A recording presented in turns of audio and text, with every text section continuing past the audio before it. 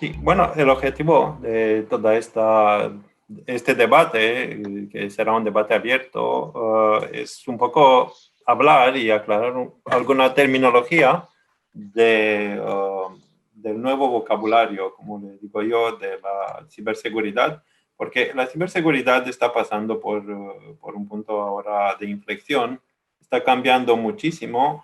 Hay nuevos términos, o hay términos no tan nuevos, pero que llegan a tener otra acepción. Y está bien, por ejemplo, intentar aclarar, intentar ver, o intentar también situarnos en todos estos modelos que están cambiando. Por ejemplo, por la mañana tuve una charla, un debate con Globe TV, y estaba acerca de la seguridad en la nube, y he aprendido también muchas cosas. Yo también, toda la gente estaba hablando de un montón de infraestructuras, de todo lo que es nube híbrida, de múltiples instancias, de cómo asegurar y proteger toda esta complejidad. Y es una prueba más de que tenemos que aclarar conceptos y tenemos que tenerlo bastante claro y tomárnosla bastante con calma, porque si no, esto puede ser una locura total. De hecho, la principal causa, como conclusión del debate, la principal causa, por ejemplo, de las incidencias de seguridad en la multi-cloud o multinube, era el hecho de que el usuario final tenía tanta complejidad que en algún momento se escapaban datos. No sabían dónde existían o quién tenía acceso a todo esto, y así podrían ocurrir incidencias. Bueno, bueno, y de hecho el tema y por qué hemos empezado con Cyber Resilience, uh, hablé con José Luis hace unas semanas. Vimos los dos un artículo donde alguien decía, era un artículo en una revista de TI, decían que se nos pide la ciberresiliencia, pero ¿cómo no sabemos o no que a lo mejor la tenemos? A lo mejor estamos ciberresilientes, pero depende de qué definición. Así que intento un poco aclarar, poner en discusión esto, poner en discusión la visión de Bitdefender, y hablar más de la perspectiva de profesional de la seguridad y menos de la perspectiva de persona de Bitdefender. Aunque Bitdefender sí que tiene, bueno, tiene su presencia aquí, es nuestro hilo conductor, pero bueno, es un debate abierto. Vamos a hablar de todo. Ujú. Un poco para situarnos en contexto, mirad, el contexto es bastante complejo y es un poco, si estamos pensando como las alertas, ¿no? Que ahora hemos visto las incidencias, terrorismo, ¿no? Y alertas de 1 a 5. En una escala de 1 a 5, probablemente que en este momento estamos en 4, ya. Bueno, claro, todavía todos los fabricantes tienen este discurso de miedo, y yo intento no entrar, no caer en esta trampa. Pero también pienso que es nuestro deber de entender lo que está ocurriendo para poder protegernos y para poder reaccionar de una manera rápida.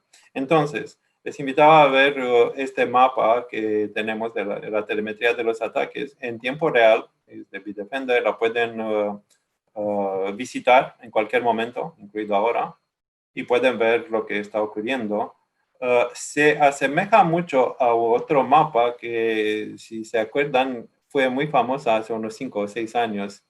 No me acuerdo la empresa, era una empresa que empezaba con N, pero esa era un flash. Esta no, esta es en tiempo real, les aseguro. Lo que van a ver ahí, pueden ver que no se repite, que son ataques en tiempo real, y pueden entender un poco la complejidad de todo lo que está ocurriendo. Esta telemetría nos está enseñando un poquito cómo evolucionan los ataques, y me gustaría ver un poco cómo han evolucionado durante la pandemia. Por ejemplo, aquí podemos ver números de ataques en un día en enero, luego en febrero, y luego podemos ver cómo la situación se complica muchísimo en el mes de marzo y luego en abril. Y el heatmap, como lo pueden ver, tiene muchos puntos en España. De hecho, España e Italia han sido las que más han sufrido ataques. Italia ha tenido prácticamente el grueso y luego Francia. Y si pueden ver, nuestra telemetría viene de la gente que está usando Bitdefender. Y les invito, porque también es algo de ahora muy actual, pueden ver, tenemos una gran parte de nuestro pool de clientes en Estados Unidos. Pueden ver que, por ejemplo, en algún momento Italia sufría el mismo número o incluido más ataques que Estados Unidos. Esto dice mucho de lo que ha ocurrido y cómo pueden ver, los cibercriminales están aprovechando esta situación. De hecho, lo que hemos visto han sido antiguas técnicas revisitadas, y estas técnicas les han sido bastante provechosas y luego hemos visto los efectos en incidencias bastante sonoras, como por ejemplo la de Garmin, ¿no? Que ocurrió en el mes de julio. Aquí en nuestro país hemos visto lo que ocurrió en Adif, lo que ocurrió en Mapfre, o lo que ha ocurrido en Adeslas recientemente. Y también hay muchas otras incidencias que ni siquiera se han dado a conocer. Y a nivel internacional, lo que ocurre es que cuentas más y más grandes están sufriendo ataques bastante potentes, en principal de ransomware, pero no solo de ransomware, y que les están poniendo en, bueno, en una situación bastante delicada o incluido en una situación dura porque no pueden desarrollar su actividad. Por ejemplo, hace 2 días vi una noticia de que el principal proveedor de servicios de Australia sencillamente ha tenido y tiene toda su infraestructura secuestrada. Prácticamente no podría dar servicios a sus clientes. Y finalmente parece que han llegado a pagar alrededor de $7 millones. No sé si australianos o americanos, pero es una pasta. Otra información interesante, por ejemplo, Air Evil, no sé si conocen este grupo, tiene el nombre similar con un juego. Este grupo se fundó hace 2 años y medio. Empezaron a adaptar Carbanak, que es una plataforma de ataque, que inicialmente fue usada para emitir y hacer ataques contra los bancos. Adaptaron también un ransomware y de la conjunción de estas dos cosas han llegado a lanzar ataques ransomware. Después de 2 años y algo, los números nos dicen que han conseguido más de $1,000 millones en criptomonedas.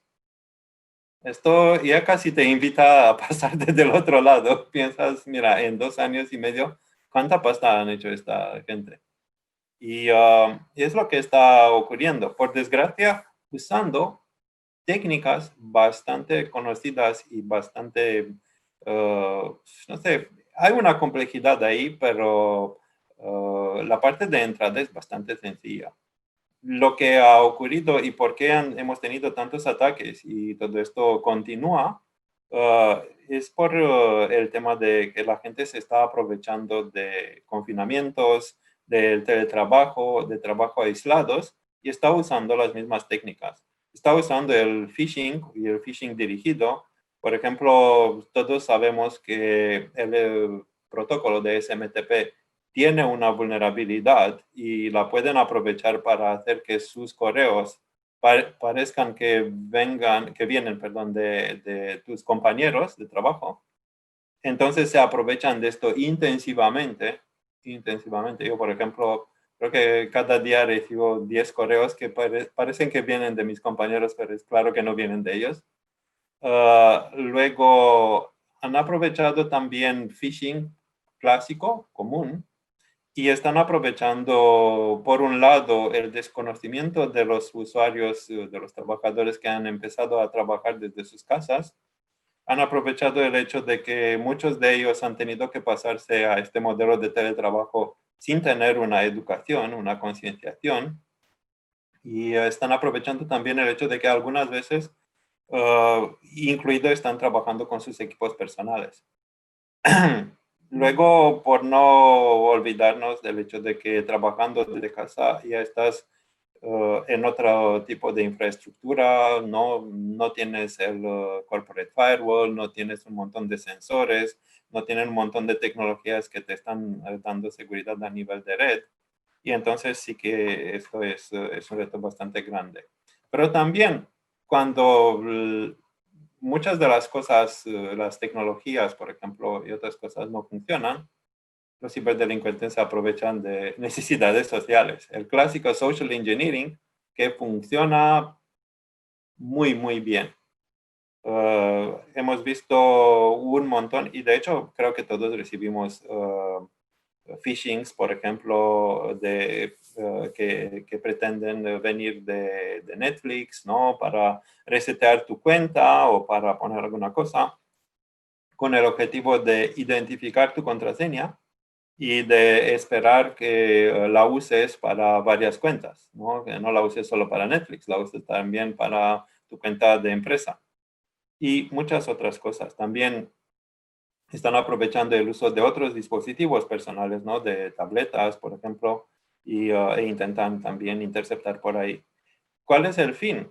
Como hablaba por la mañana en infraestructuras de la nube, puedes asegurar la nube, la puedes proteger, puedes trabajar de mano con los proveedores, puedes hacer un montón de cosas, gastar un montón de pasta en protección, pero los admins que tienen eventualmente derechos de acceso vienen y se conectan de sus tablets y a lo mejor están vulnerables, les están recogiendo las credenciales y luego las usan y pueden entrar con todos los derechos. Entonces nada te sirve.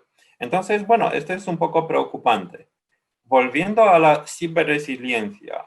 La ciberresiliencia es ya algo que debemos hacer porque esa pandemia es solo probablemente la primera ola.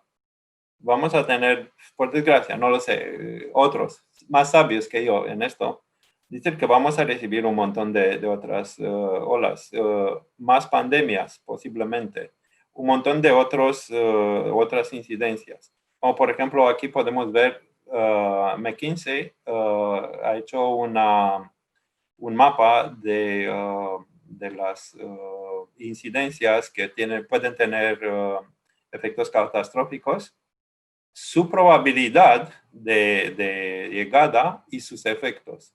Y bueno, la disrupción que pueden producir. Y aquí podemos ver, por ejemplo, bueno, que viene el meteorito, que hay una explosión de un supervolcán. No sé si alguien ha estado en 2010. Hemos tenido esta erupción de un volcán en Islandia. Y yo he perdido aviones y he estado 2 días, tenía que viajar. He estado 2 días justo por una tontería que nadie podría haber previsto. Aparte del hecho que siendo por causas naturales, no he recibido ni compensación de la línea aérea, que ya está.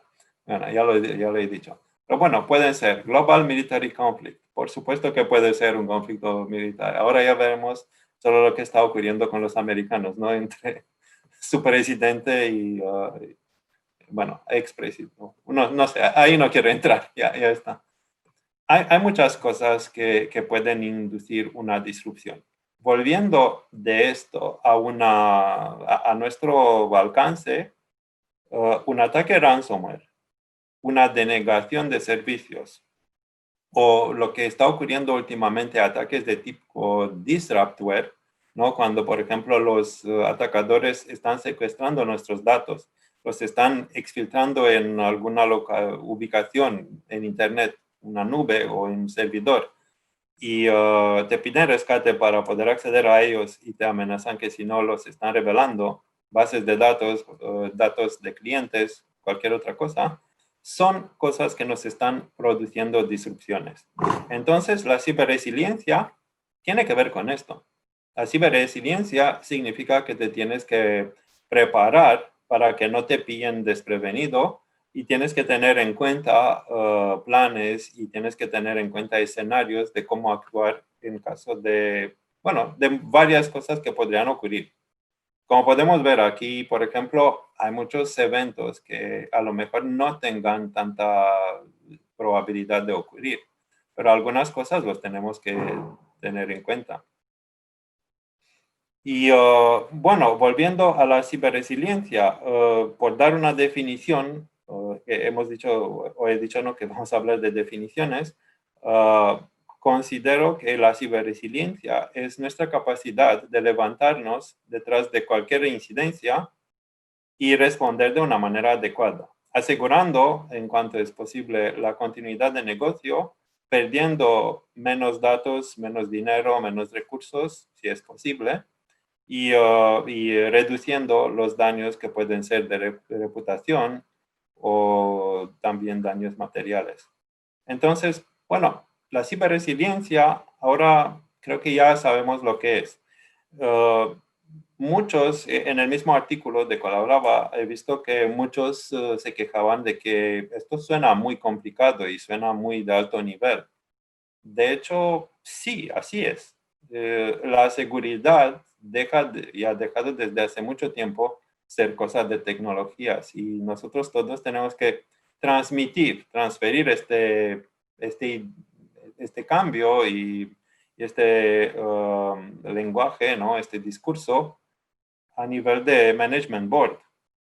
Ellos tienen que entender que la seguridad y toda esta preparación, porque aquí hablamos de negocio, no hablamos ni de TI ni de seguridad, en primer lugar. Hablamos de la continuidad de su negocio, ¿no? La continuidad de los ingresos y de la actividad.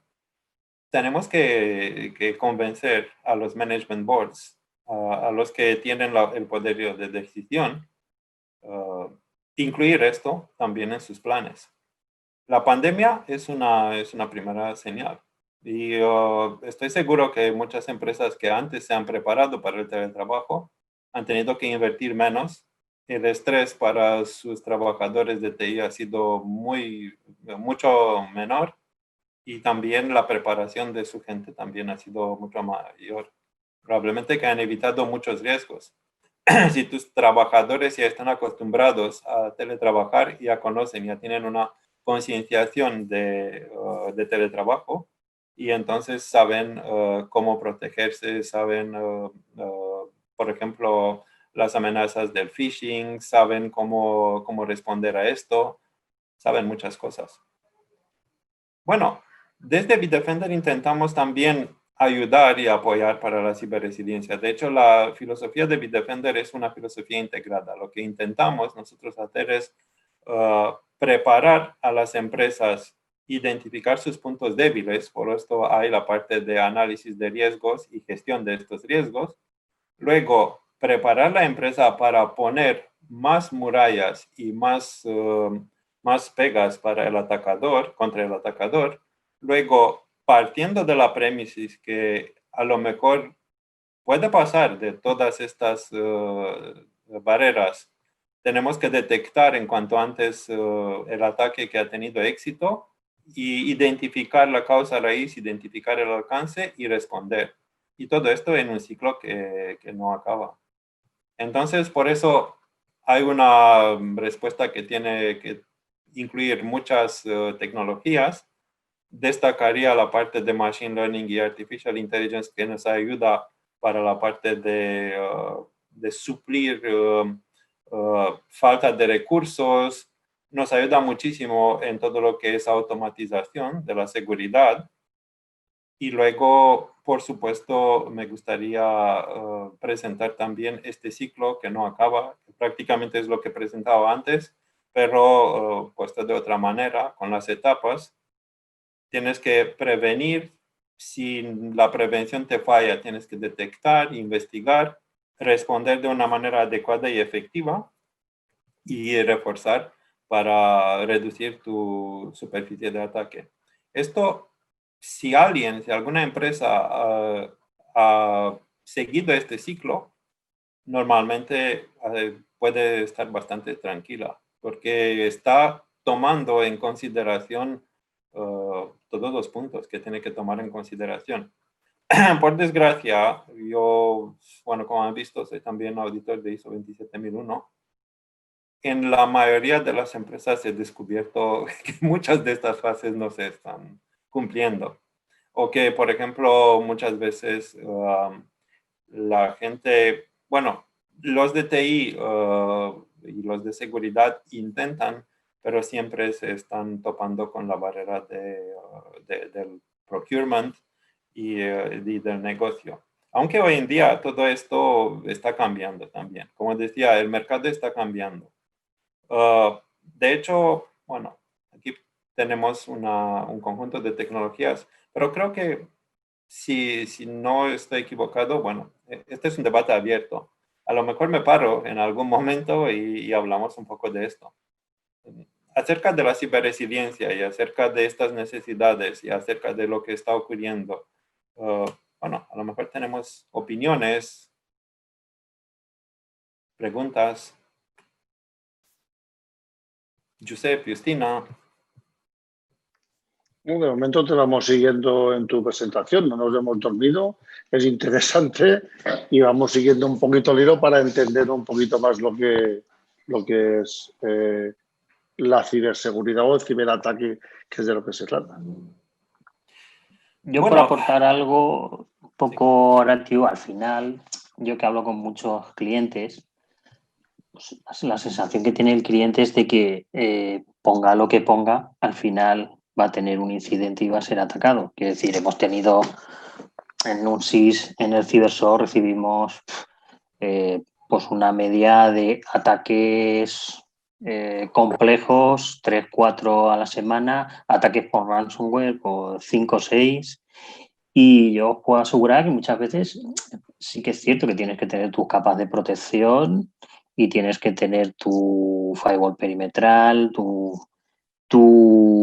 protección en el endpoint, tu protección en el cloud, tu protección en el correo electrónico, pero sí que es cierto que yo veo que en ocasiones clientes que tienen este tipo de protección, pues también son atacados. Al final encuentran siempre el resquicio, ese server que tienes ahí, ese Windows Server 2003, 2008, entre las 50 o 60 máquinas virtuales que tenías, y entran y es cuando llegan y hemos visto pues desaguisados y problemas incluso de cifrado de cabinas de disco, de NAS, de... Sí, Quiero decir que almacenamiento en la nube, por ejemplo. Almacenamiento en la nube, o sea, con sus copias con Bin Backup y sus copias con Bin Backup cifradas. Bueno, da un poco de... te quedas un poco así diciendo, ostras, es que bueno, yo siento ser un poco así pesimista, también es normalmente, personalmente, también soy un poco pesimista con este tipo de cosas, pero quizás por el día a día que estoy viendo. Es cierto que pues, si tenemos una base instalada de unos 2.600 clientes y llevamos ciberseguridad en muchos de ellos, claro, la probabilidad de que mi pesimismo sea mayor, pues claro, cuanto más número de clientes tenga, pues irá en aumento, seguramente. Sí, es cosa de probabilidades, claro. Es probabilidad, es probabilidad, pero sí que es cierto que, bueno, yo siempre le digo al cliente que hay que partir de la base de que tienes que vas a ser atacado. También tienes que tener no solo... si no tienes nada, o sea, el incidente va a ser... pues una vez que logren entrar, va a ser pues bastante grave. Más fuerte, exacto. Mucho más fuerte.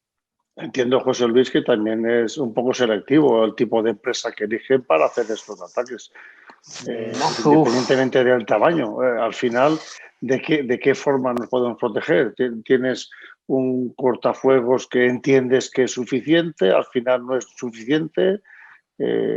¿Cómo te tienes que defender? Bueno, en esto me gustaría a mí responder un poquito. Ahora pueden entender, por ejemplo, por qué no me gusta el discurso de miedo, porque esto existe ahí. Yo intento siempre evitarlo. Yo siento ser tan pesimista, pero bueno. Yo también, imagínate, después de 20 años en esto, ya mucha gente me dice, tú eres paranoico o tienes TOC, pero sí que viene con el job description, como se dice. Bueno, no, me gusta que José Luis ha puesto en discusión este tema porque la verdad es que todas las organizaciones, no importa cuán de grandes, pueden ser blancos de ataques. ¿En qué sentido? No están, bueno, es verdad que los grupos, por ejemplo, que están detrás de ransomware, selectivamente están escogiendo sus víctimas más importantes donde piensan que van a recoger más rescates, más dinero. Y es verdad que algunas veces están llegando a extremo, ¿no? Como han visto, por ejemplo, el Evil Corp, ¿no? Que ha intentado sobornar con más de $1 millón un empleado de Tesla, solo para entrar. Yeah. Pero no sé si saben, todos los coches Tesla tienen un protocolo se están comunicando con la nube cada día y en alguna situación, si no encuentran la nube, se para el coche. Imagínense los miles y miles y miles de Tesla parados. Esto sí que es poder de negociación con Tesla. Luego le pides un rescate no de 7 millones, le pides 100 millones. Están haciendo, y he visto y he podido investigar casos de empresas muy pequeñas, incluido empresas de 2 o 3 personas, que era parte de una cadena de suministro. Era, por ejemplo, un consultor o un auditor. Intentan entrar por ti para atacar a tus clientes más grandes. Este puede ser uno de los casos, una de las situaciones, pero también si estamos mirando, porque finalmente todo esto, tenemos que seguir este consejo, follow the money. Y si estamos mirando el dinero siempre viene, bueno, hay varios grupos detrás y podemos ver ¿cómo se llama? La situación y lo que les está motivando. Si estamos mirando solo en el caso de ransomware, en el caso de ransomware ya sabemos todos de la primera ola de ransomware, cuando eran campañas one to many. Y estas campañas one to many eran campañas donde todos recibíamos un correo y caían algunos y el rescate era pequeño. Eran unos $200, $300. El rendimiento de estas campañas ha caído muchísimo y por eso han cambiado mucho también, porque se han dado cuenta de que, ok, one to many, bueno, puede funcionar, pero ya no tiene rendimiento y tienen una exposición bastante grande. Tienen que alquilar redes, tienen que enviar decenas de miles de correos de spam, tienen que hacerlo de una manera sistemática, pero no sé si han visto en sus correos no deseados. Estas campañas no han acabado. Aún así los están haciendo, pero de manera automatizada. Ahora han dado el paso adelante y tenemos la nueva ola, ¿no? La nueva ola. Nueva no es, que es de hace unos 2, 3 años, cuando intentan entrar por terminal services. Cuando intentan entrar por otras vías, porque saben que pueden entrar y el rescate será mucho mayor. Y han descubierto cuán de fácil puede ser. Por ejemplo, si dejamos terminal services, ellos no están trabajando mucho. Si están pensando que tienen unos cerebros muy grandes y que están ahí, no sé, súper expertos. No es así. Trabajan como todo el mundo, pero una de las cosas que hemos descubierto ha sido que están colaborando mientras que nosotros estamos compitiendo. Muchas veces no estamos comunicando. Hay poca integración y han descubierto también que hay poca conciencia de seguridad. Por ejemplo, si alguien está dejando terminal services, ¿para qué lo dejas? Lo dejas para que te entren en remoto, ¿no? Algún consultor, algún proveedor de servicios, para que te actualice, no sé, tu SAGE, o para que te haga no sé qué configuración, o para que te dé algún servicio sin tener que desplazar su persona. Entonces, cuando lo dejas automáticamente con algunos privilegios de acceso un poco más altos. Y esto es suficiente, entonces. Entran y si entran, luego te pueden hacer problemas. Entonces, esto es solo un ejemplo de lo que está detrás. Luego hay otra parte. Hay todo lo que es ciberespionaje, todo lo que son incidencias o guerras entre gobiernos, entre naciones. Ya sabemos, ¿no?, de los chinos que están espiando a todo el mundo. No sé si se imaginan, pero los franceses también lo están haciendo bastante bien. Y creo que han escuchado de pocos casos, ¿no? Esta es una señal que lo hacen bien. Y luego los rusos también. Los rusos, algunos los detectamos, pero bueno, detectamos una pequeñita parte, porque son muy buenos también. Es cosa de números ahí. Ellos están haciendo más y más ataques, y entonces la probabilidad para pillarlos también es más grande. Y hay muchos otros tipos de ataques. Pero bueno, todo esto sería, ¿no?, para asustar. Y mi discurso no me gusta hacer esto. Mi discurso me gustaría ser positivo. ¿En qué sentido? La seguridad no es un tema tan triste y tan complejo. Lo tienes que pensar en términos de personas, procesos y tecnologías, y tienes que acompañar siempre al negocio.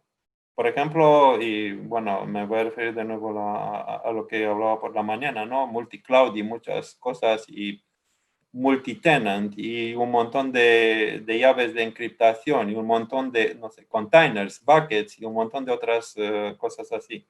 Poner seguridad ahí parecería misión imposible. Pero la conclusión sería, hombre, no sé, yo de formación soy ingeniero. A mí me gusta dibujar. Dibujando, transformas el complejo en algo sencillo. Entonces, por supuesto, tienes que dibujar tu proceso de negocio. Tienes que dibujar un poco cómo circulan tus datos. Tienes que dibujar un poco y poner anotaciones, por ejemplo, de los derechos de acceso de las personas. Y luego pensar en cómo aplicar la seguridad encima de todo este dibujo. ¿Dónde entra? Y así, cosas que se vuelven que parecen muy complicados, se van a volver muy sencillas. Luego, por supuesto que tienes que pensar en términos de redundancias, de continuidad, en términos de incident response, por ejemplo. Pero esto sería finalmente en una fase más avanzada. Entonces empieza, no sé, un viaje muy largo, empieza con el primer paso. Y este primer paso sería sentido común, cabeza fría, ponernos a dibujar y a entender dónde o cómo funcionan nuestras organizaciones y dónde entra la seguridad.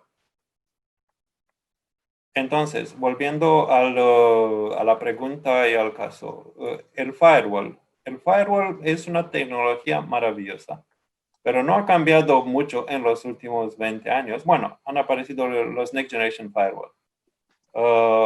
Han aparecido, bueno, más posibilidades de inspectar protocolos, pero los principios son los mismos. Un firewall sin estar gestionado no vale nada. Te puedes comprar el más caro del mundo. Siempre tienes que estar gestionando tu cortafuego. Bueno, es cierto que no podemos llegar ni al otro extremo, es decir, bueno, un IP tables ya te sirve. Te puede servir en algunos casos, si te tienes que apañar solo con un IP tables, ok, te apañas con esto. Pero normalmente, bueno, compras otra cosa un poquito más cara, pero con más posibilidades de visualización, de gestión y también de mantenimiento. Y por supuesto, ¿no? Dándote otros módulos como gestión de VPNs y otras cosas. Inspección a la capa 7 y otras cosas por el estilo. Pero de nuevo, sin gestionar.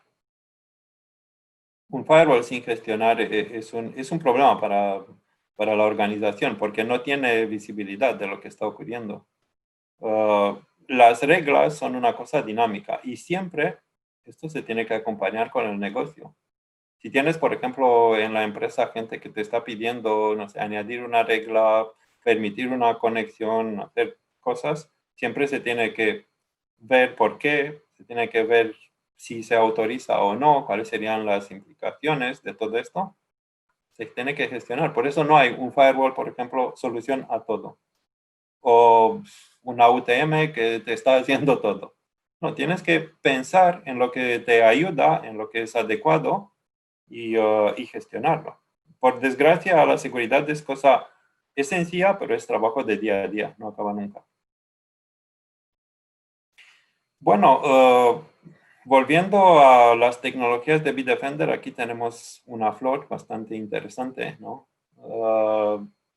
Son varias cosas, varias capas de tecnologías que hemos puesto encima de una estructura básica. A mí me gustaría solo presentar, bueno, el core, por ejemplo, es una nube de Threat Intelligence. Y explicar un poco, bueno, ponerle cuento de cómo hemos llegado a esta nube. En 2009 intentábamos estar número 1 en AV-Test y era un reto. Era un reto, algunas veces estábamos número 1, algunas veces número 2, 3, 5, incluido más bajo. Y veíamos, por ejemplo, que toda la inversión en el laboratorio o en los laboratorios de antivirus, ¿no? de malware research, era, no se justificaba muchas veces. En ese momento teníamos creo que 5 laboratorios. Ahora tenemos solo 3. Y hemos visto que, por ejemplo, en ese tiempo teníamos no sé, una gran tormenta, teníamos un montón de virus nuevos y tenías que añadir firmas, tenías que añadir detecciones. Hemos empezado con detecciones genéricas y no dábamos abasto. Y no era una situación solo para Bitdefender. Todos los competidores estábamos en la misma situación. Entonces, tuvimos la inspiración de pensar, ok, hacemos esto, pero ¿por qué no intentamos poner toda esta inteligencia de las amenazas en una estructura común disponible, ¿no? En todas ubicaciones posibles?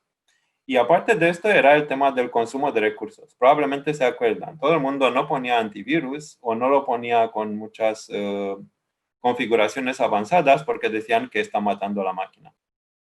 Y estábamos en este momento cuando justo arrancaba el uso de virtualización, teníamos máquinas virtuales y la gente decía, mira, no me toques las máquinas virtuales que me las matas con el antivirus. Entonces, el reto era pensar en algo que pueda servir, pueda aportar seguridad con todos estos retos de performance y el reto de responder a una ola de... Estábamos hablando de 300,000 muestras nuevas por día. Con actualizaciones cada hora era imposible dar abasto. Entonces, este chico, que lo considero genial, aún sigue en nuestra empresa, vino con esta idea. ¿Por qué no hacemos una nube de Threat Intelligence? Y lo hemos empezado, hemos puesto un montón de inversión en esta nube de Threat Intelligence. Se está alimentando de todos los productos nuestros y de nuestros partners tecnológicos. Decimos que son más de 500 millones, pero creo que son muchos más de estos 500 millones. Por ejemplo, tenemos contratos con empresas de China y de ahí vemos solo un IP que viene y probablemente que detrás hay miles y miles y miles de clientes. Finalmente, esta nube de Threat Intelligence está ahí, bueno, está replicada en 2 cloud providers y también en nuestro data center. Y Y esta nube se está alimentando, empezando con el año 2010, de todos los eventos de seguridad. Cada vez cuando un sensor está detectando un código que desconoce, lo está sometiendo a esta nube. Por supuesto, si tiene conexión a la Internet. Y la nube lo que ha hecho en primera instancia ha sido hacer event correlation, ¿no? Filtrándolo con más de 100 servicios que teníamos, pero poco a poco nos hemos dado cuenta que porque no entrenamos así nuestro machine learning. Así que tenemos una instancia de artificial intelligence en la nube que se está alimentando desde hace casi 10 años de un montón de eventos de seguridad. Y esta instancia está aprendiendo, y esto nos está permitiendo avanzar y tener una detección muy precisa. Y si a esto añades capas específicas de EDR, ¿no? Indicadores de compromiso, indicadores de ataque, técnicas y todo lo demás, ya tienes una respuesta bastante fuerte. Entonces, toda esta nube de Threat Intelligence está potenciando nuestras soluciones. Algunas están en la parte de prevención, otras en la parte de detección y respuesta. Tenemos un módulo de Risk Management que aportamos de manera gratuita en todas nuestras soluciones. Es gratis, lo pueden usar y este módulo les va a indicar su postura de seguridad o más en cristiano, cómo están, dónde tienen sus debilidades, porque este módulo lo que está haciendo es mirar cada endpoint, mirar si es una máquina física o virtual, mirar dónde se está ubicando, si está detrás de un corporate firewall o está teletrabajando, ¿no? Solito en Internet. Está mirando el sistema operativo y las configuraciones y está mirando las aplicaciones instaladas y sus vulnerabilidades. Y para cada ítem, tenemos más de 300 módulos, está poniendo un risk score y finalmente tenemos el scoring general de riesgo, pero no estamos dando solo la imagen, no solo el snapshot, solo la foto, pero les estamos dando también la posibilidad de arreglar esto. Más de un 70% de lo que descubrimos se puede arreglar con aplicar un parche o cambiar una configuración. Y tenemos botones o tenemos información de cómo hacer esto. Incluido es como una herramienta, yo la considero y la vendo mucho como herramienta para aprender. Pones un junior sysadmin, lo pones a jugar con la herramienta y va a aprender muchísimo. Porque hay buenas prácticas, hay recomendaciones de fabricantes, hay recomendaciones de Microsoft, ¿no? El Microsoft Security Baseline, un montón de cosas que ayudan en esta parte. Luego hay sensores a nivel de network, hay la protección del correo. Me gustaría poner en evidencia que un 70% de los ataques aún vienen por correo, lo que explicaba antes. La necesidad de contacto humano, trabajamos desde casa, no sabemos si el correo viene de un compañero o del jefe o viene del enemigo. Y luego servicios gestionados que estamos dando junto con nuestros partners. Y por supuesto, flujos de Threat Intelligence, porque hemos empezado también a permitir acceso a esta nube de Threat Intel a través de APIs a los partners tecnológicos o incluido a empresas que quieren comprar esto. Bueno, no he venido a vender, así que he puesto ya encima de la mesa un montón de otros asuntos. Si quieren, podemos hablar de esto. O podemos hablar, por ejemplo, de esta sensación de peligro que tenemos mirando el contexto actual.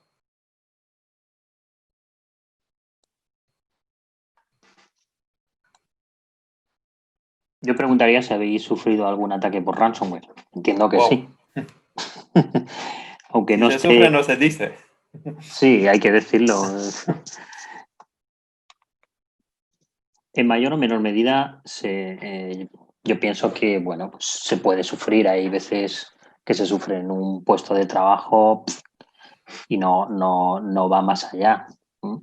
Otras veces incluso en algún servidor se recupera una copia de seguridad y punto. No tiene por qué ser algo para cerrar la empresa. No tiene por qué. Pero bueno, sí que estamos detectando que últimamente bueno, en los últimos meses los ataques suelen ser, pues eso, viernes tarde y el lunes por la mañana, si no tienes un buen sistema de monitorización y estás de alguna forma teniendo monitorizada la seguridad, pues el lunes se suelen encontrar el problema, ¿no? Algún trabajador llega y dice, no tengo acceso al programa o no me va el RP. Y luego el técnico, uy, ¿qué pasa aquí? Y han cifrado DLLs, han cifrado, entonces es cuando viene un poco el susto. Pero bueno, no, tampoco lo que dices tú, Horatio, tampoco es cuestión de meter miedo, pero sí que es cierto que, bueno, pues por nuestro trabajo, por lo menos el mío, es lo que sufro. Y muchas veces los viernes por la tarde, cuando tengo alguna llamada de algún cliente, pues me asusto. No suelen ser para decirme que pase un buen fin de semana. No sé si has remarcado que todas las leyes de Murphy se están aplicando, ¿no? En todo lo que es IT. Por ejemplo, los ataques más sofisticados, más complicados, los problemas aparecen el viernes por la tarde-noche. Sí, suele pasar. Es algo habitual que el lunes por la mañana solemos tener llamadas y pues eso, o el viernes tarde, el viernes a media tarde. Bueno, por suerte nosotros hasta este momento en la empresa no hemos tenido ninguno y hay que ser pesimista, pero no hay que dejar de saber que la realidad es que esto exista, que existe y que podemos en cualquier momento sufrir un ataque en este sentido. Entonces, lo que pretendemos con todo esto, aparte de aprender un poquito más, es saber cómo defender, cómo proteger al final los intereses de la empresa y del día a día. Saber que no podemos, cada vez más está digitalizada todos los procesos y se trata de protegerlos de la mejor manera posible, porque paras infinidad de líneas productivas por culpa de un tema de ataque de estos. Y al final hay que valorar en qué punto y en qué medida está el coste de esta protección y el coste de parar 7 líneas productivas u 8 líneas o las que en su caso fueron. Entonces, bueno, estamos dentro del pesimismo, entendiendo que hay que proteger mejor si cabe cuando la evolución es a digitalizar más todavía cualquier tipo de proceso. Así lo entiendo yo. Una pregunta, en esto, bueno, ya no tiene ni relación con Bitdefender. También, ¿cómo están haciendo los backups? Bueno, los backups van directamente a un sistema NAS. Van copiando automáticamente a diferentes discos duros y uno externo a la empresa. Eso sería, intenten no tener toda la estructura de backup conectada, porque si te entra, puede aprovechar la conexión para encriptar también los backups. Por ejemplo, esto le ocurrió a Deslas. ¿Ah? Le encriptaron también el backup en la nube. Sí, yo aprendí... Sí, perdón. No, diga, perdón. No, decía que esto lo aprendí ni siquiera me lo esperaba, pero buena práctica y que me enseñó una persona de una pyme. Estaba gestionando, bueno, una pequeña línea de, ¿cómo se dice esto? De embotellaje, ¿no? De café instant. Sí. Y era brasileño, bueno, era mitad brasileño, mitad japonés. Y cada viernes hacía su backup en un disco duro. Este disco duro lo llevaba en su casa, lo replicaba y ese disco réplica lo ponía luego en su caja fuerte. Y Masao, este chico, mira que aún me acuerdo su nombre. Masao Yaguchi, sí, exacto.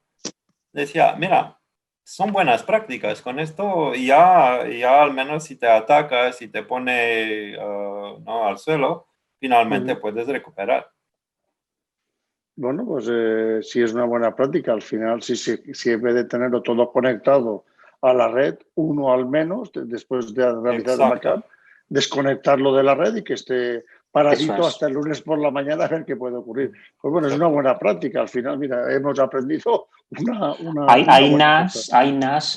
Yo tengo algunos clientes que en pro de evitar este tipo de ataques, porque una vez que entran y escalan privilegios, incluso hacen ataques de fuerza bruta contra el NAS o utilizan alguna vulnerabilidad, porque los NAS debajo suelen tener un Linux o un free NAS ahí tuneado. Son distribuciones Linux.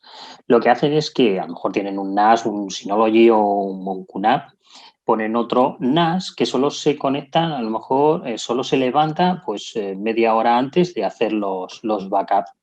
Una vez que se ha terminado el backup, se puede programar el apagado. Y ese backup y ese NAS está apagado, incluso en otra ubicación física para evitar pues hay gente que lo tiene, yo conozco algunos que lo tienen incluso en casa. Sí, en casa, correcto. Una doble réplica, pero que ese NAS esté apagado, porque van a intentar escalar privilegios a todo dispositivo que haya con información conectado a la red. Eso es. Entonces, es buena práctica este tema. Luego, incluso, la última moda en copias de seguridad es en cintas, para que veáis cómo está el tema. Sí. En cintas de backup, que estamos volviendo un poco, hombre, ahora son ultra rápidas, pero estamos volviendo un poco a eso. O sea, en última instancia tengo un backup, aunque sea de hace una semana, pero lo tengo en una cinta o en 2 cintas. Sí, por ejemplo... José Luis. Sí. Ay, perdón. Yo personalmente he oído casos también de ataques ransomware que han afectado a librerías. Sí, eso si van por delante lo que encuentren. O sea, si no lo encuentran... O sea, que al final la cinta tampoco te soluciona. Hombre, desde luego las el cintas tema de que hacer cinta y llevártela a casa, o un disco externo y llevártela a casa, esa es, vamos, hace 25 años ya lo utilizo. Exacto. Sí. Es buena política. Es buena política. O a casa, o quien dice a casa, una caja ignífuga... de estas de alta seguridad y tal. Que no esté conectado, lo de ignífugo o tenerlo en otra ubicación física, es por el tema de incendios, etcétera, que también ocurren. Hemos tenido robos también y se han llevado los servidores, así como te lo digo, han entrado al CPD y se han llevado, de esas malos racks, se han llevado los servers, todas las sus que han visto. Entonces al final la pregunta es ¿dónde está el límite? El límite de los atacadores. No hay límite. No existe el límite. Al final hay que hacer un proceso de evaluación de riesgos y marcar tu propio límite. Eso es. Algo que he visto. Copia de todo por sistema, ¿no? O sea, esa copia que te digo yo en cinta o ese backup que tienes solo una vez o se levanta ese NAS, pues es solo de la información crítica de la empresa, aquella sin la que tu negocio no es incapaz de sobrevivir. O incluido José Luis. Sí. Perdón. José Luis. Una cosa, por aportar un poquito a lo que estés comentando. Nosotros, utilizamos la solución de Veeam Backup, desde luego, contra cabinas y tal, pero además utilizamos un servidor montado en OpenFiler, que es una libre distribución de Linux para también todo este tema de backups, y de ahí sacamos a discos encriptados, en concreto a 2 discos, porque ya va en función del volumen que tengas, a discos encriptados mediante Resin, una salida de disco por semana como mínimo. Ya va en función del esto, pero por tener siempre esa copia que decís en casa o donde la lleves fuera externa de tal, con la información crítica, sin la que tú no podrías levantar tu negocio. O sea, un poco por... Y de hecho, al final dentro en algún sitio tendrás memorizadas las contraseñas para conectar una cabina con el sistema de Resin. Sí, los discos están encriptados en todo momento. Entonces, esa parte, o sea, yo no puedo montar el disco si no tengo efectivamente la clave de encriptación y el software oportuno. Correcto, y a lo mejor incluido vigilando la conexión, siendo una conexión que ustedes la están iniciando. Sí, simplemente, además, el OpenFiler lo que te permite es desde qué equipos, por Mac o por IP, puedes acceder para hacer ese volcado. Eso es, efectivamente. Es una forma de minimizar al máximo los riesgos. Siempre está muy ¿vale? Pero bueno. Es finalmente poner controles compensatorios. Alguien les dice, mira, de nuevo, alto nivel. No, es vida, la misma vida, ¿no? Si yo sé, por ejemplo, que, y bueno, esto no es el caso, pero si yo sé que mi mujer, por ejemplo, se olvida la llave y mi puerta se cierra y me puede quedar fuera, entonces, bueno, tengo una llave de reserva en un amigo, en un vecino. Es la misma vida que te está forzando considerar controles de estos compensatorios que a lo mejor no es nada. Esta es más práctica o más buena práctica. Es verdad que se está apoyando en tecnologías, ¿no? Pero para prepararte frente a un ataque de ransomware. Y luego hay la parte de detección, porque muchas veces, bueno, yo no soy una persona de ventas. Tengo una compañera que está en la sesión. Eventualmente ella nos puede decir con lo que se enfrenta. Y yo estoy hablando con gente y normalmente cuando ven a la persona de marketing se relajan un poquito más. Pero algunas veces muchos me dicen, mira, yo no tengo incidencias de seguridad. No he tenido infecciones, no he tenido ataques. Siempre cuando escucho esto, estoy pensando, no lo sé, yo no lo diría. ¿Por qué? Porque tenemos que monitorizar, tenemos que buscar. Yo mismo tengo 2 o 3 equipos por aquí y veo siempre actividad. Veo siempre que intentan entrar, intentan ver si, por ejemplo, hay sistema NAS, intentan ver si pueden entrar, si hay servidor web. Hay muchas cosas que están haciendo y si lo están haciendo para una conexión, no sé, una conexión de usuario doméstico, ¿no? Cuando ya saben y están perfilando tu empresa, van a intentar varias vías de entrada. Pero no, Horacio, me comenta que si empezábamos ya con la cata. Sí, podemos empezar. A mí me gustaría presentar solo una cosa que José Luis Sí, claro. la conoce y se está, creo que ya te la estás preparando. Es una animación que han hecho mis compañeros, se la han curado y quería enseñar un poco cómo debemos pensar. No es, como decía, no quiero vender y defender en esta sesión. Me gustaría ver cómo piensas en, ok, te van a golpear, te caes, te levantas. Entonces, hemos visto cómo se puede hacer esto frente a un ataque, yendo con el ataque a lo extremo. Entonces, intentamos prepararnos y reforzar todo lo que tenemos. Y aquí hay varias tecnologías. Por ejemplo, lo que decía antes, email security. Nada, Raúl, te vamos a dar paso ya, pero este hombre ha lanzado una última diapo. Bueno, nada, estate atento porque ya ha avisado a José 2 Luis por minutos comunicación interna de que ya arrancamos la cata. O sea que eso, 2 minutos. Estamos ya para empezar. Ok, venga, gracias. Ok, y entonces estás poniendo también control de dispositivos, ¿no? Para que no te pinchen USBs infectados. Pones patch management, pones un montón de cosas, pero también te proteges la red, ¿no? Intentas que no te entren y intentas detectar las técnicas de ataque a nivel de red. Pero supongando, ¿no? Que ese encapuchado está muy bueno, entonces a lo mejor pasa de todo esto e intenta entrar. Entonces tienes que tener cosas a nivel de on access. Y aquí entraría el antivirus, pero también otras cosas, como por ejemplo el machine learning, de cual explicaba, tanto a nivel de la nube como a nivel local. Luego intentas pillarlo. Si pasa de todo esto, intentas pillarlo en la fase de pre-ejecución, cuando el usuario lo intenta ejecutar. Y entonces hay también más capas de machine learning, hay también detección de técnicas de ataque, como por ejemplo técnicas de ataques en la memoria, o incluido si no conoces el código, lo envías al sandbox para que lo investiguen y para ver lo que ocurre. Pero supongamos que el atacador es muy bueno y pasa de esto y ejecuta el malware. Entonces tienes que empezar a detectarlo en cuanto antes y para esto hay varios sensores a nivel de procesos, ¿no? Para ver si te está infectando procesos de sistema o te está lanzando sus procesos nuevos. Cuando detectas también el uso de exploit kits y de nuevo machine learning, Pero bueno, supongamos que pasa también de todo esto, entonces es la parte de monitorización y detección. Entonces tienes que tener visibilidad, respuesta. Toda la parte de visualización de las incidencias, las etapas por donde ha entrado, alcance, identificación de la causa raíz y cómo se puede responder en función de lo que ocurre.